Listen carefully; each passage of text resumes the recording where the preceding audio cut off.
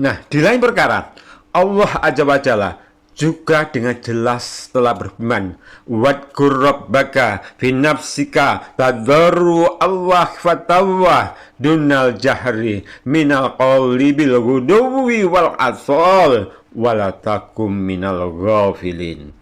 Ingatlah Tuhanmu dalam hatimu dengan rendah hati dan rasa takut pada waktu pagi dan petang, dengan tidak mengeraskan suara, dan janganlah kamu termasuk orang-orang yang lengah.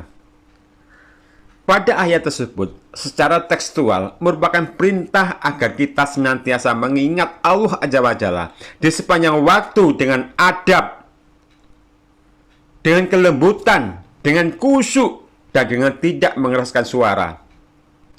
Dan Rasulullah pun berdasarkan ayat itu sering menegur sebagian para sahabat yang sedang berzikir dengan suara yang keras.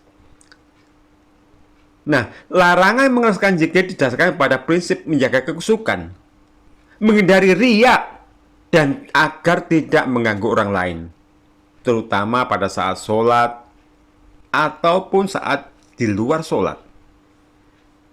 Namun masalahnya, kenapa kita yang mengaku merasa ahli sunnah wal jamaah cara berzikirnya berteriak-teriak, bahkan sampai kesurupan, hingga tak peduli meskipun orang lain terganggu oleh kita yang tengah kehilangan adab-adab zikrullah?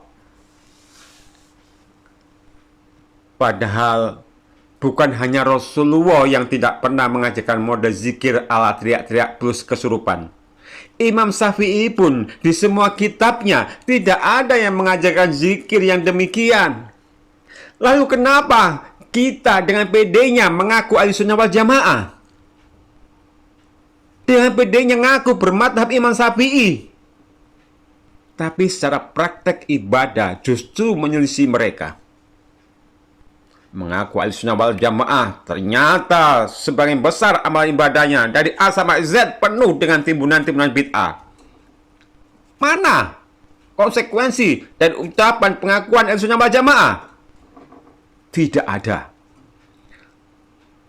Mengapa lagi-lagi pengakuan tidak berbanding sama dengan pembuktian? Dan masih sangat banyak amalan-amalan yang tidak pernah dicontohkan oleh Rasulullah, tidak pernah diperintahkan juga, tidak ada dalilnya, dan Imam Syafi'i pun juga tidak pernah mengamalkannya, tapi kita tetap berkreasi dan mengamalkannya dengan tetap pedenya mengaku bergolongan ahli sunnah dan mengaku dengan pedenya bermadhab Imam Syafi'i. Mengapa bisa demikian?